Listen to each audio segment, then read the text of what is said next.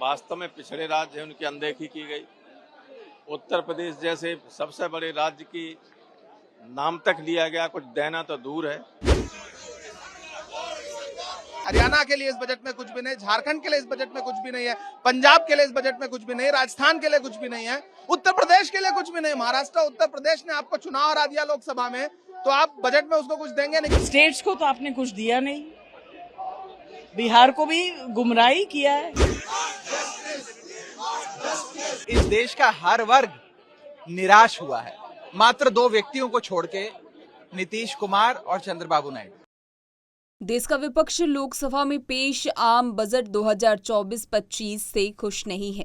विपक्षी नेताओं का आरोप है कि सरकार ने गैर भाजपा सांसदीय राज्यों के साथ भेदभाव किया है। वित्त मंत्री निर्मला सीतारमण ने आरोपों से इनकार किया है। इस बीच इस मुद्दे पर बुधवार को विपक्ष ने संसद के बाहर और अंदर प्रदर्शन किया। सदन की कार्यवाही शुरू होने से पहले विपक्ष के नेताओं ने संसद के बाहर प्रदर्शन किया। इसमें सोनिया गांधी, मल्लिकार्जुन खड़गे, अखिलेश यादव समेत तमाम बड़े नेता शामिल थे।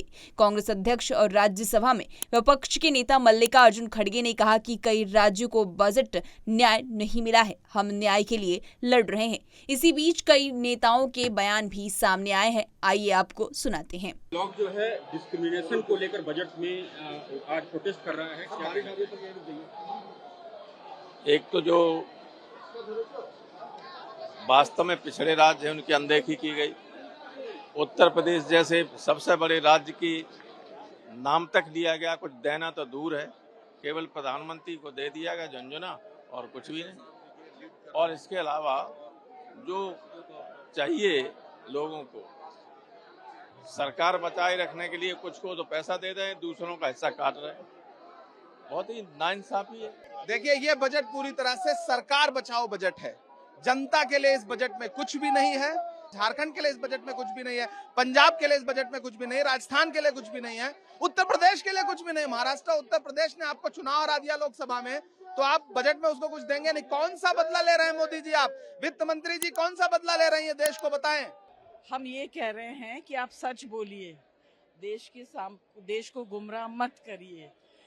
यूथ को जो आपने प्रॉमिस किया है नौकरियों का, जो पहले से लोग वेट कर रहे हैं, क्या उनको भी अकोमोडेट करके किया है या ये अलग से 50,000 है? ये सब बेकार की बात है। How are you going to create these jobs? States को तो आपने कुछ दिया नहीं, बिहार को भी गुमराही किया है। क्या दिया है बिहार को?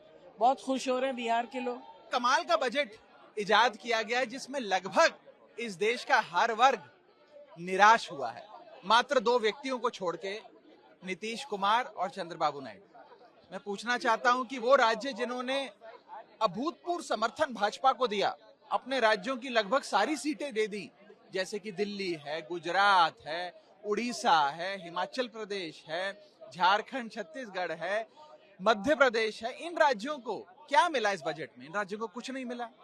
और जिन राज्यों ने भाजपा को इतना समर्थन नहीं दिया, या जिन राज्यों के समर्थन से सरकार मुश्किल से चल पा रही है, जैसे कि बिहार और आंध्रा, उनको सब कुछ लुटा दिया गया।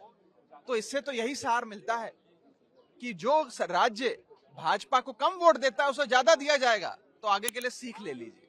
और दूसरी चीज, जहां तक एक आम नागरिक की बात है, इसमें कोई दो राय नहीं है। आपका इकोनॉमिक सर्वे भी, CMI की रिपोर्ट भी, और जितने भी ये एजेंसीज हैं, इनकी जो भी सालाना रिपोर्ट्स आती हैं, साफ बताती हैं कि इस देश में आय तो बढ़ नहीं रही, लेकिन महंगाई बढ़ती जा रही है।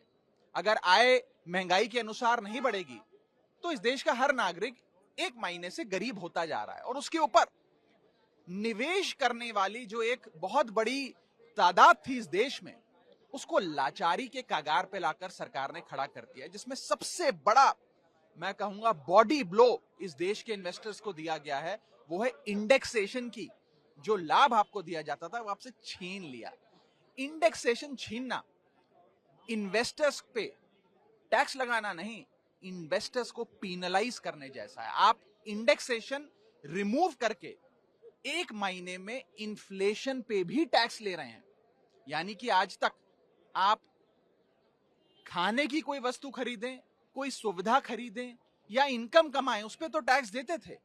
अब आप महंगाई जो इन्फ्लेशन बढ़ रही है उस पर भी टैक्स दे रहे हैं, क्योंकि आपसे इंडेक्सेशन की जो एक लाभ आपको दिया गया था वो आपसे सरकार ने छीन लिया है। तो कुल मिलाकर इस बजट ने लगभग हर तबके को नाराज किया है। सर दिल्ली के हिस्से में क्या है? दिल्ली के हिस्से में खास तौर पे दिल्ली वो राज्य जो शेयर इन सेंट्रल टैक्सेस में लाखों करोड़ों रुपए केंद्र सरकार की खजाने में जमा कराता है, दिल्ली वाले जमा कराते हैं, उनका शेयर इन सेंट्रल टैक्सेस जो उन्हें मिलना चाहिए उसके लिए कुछ भी नहीं मिला। वो 20 साल से जितनी राशि मिलती थी, करीब 350-400 करोड़ मिलती है, बस उतनी ही मिलती है। एक फूटी कौड़ी का भी इजाफा उसमें नहीं किया गया और एक प्रकार से पक्षपात तमाम राज्यों में किया गया है। इस तरह की तमाम अपडेट्स के लिए punjabkesari.com को लाइक, शेयर, सब्सक्राइब करना न भूलें। धन्यवाद।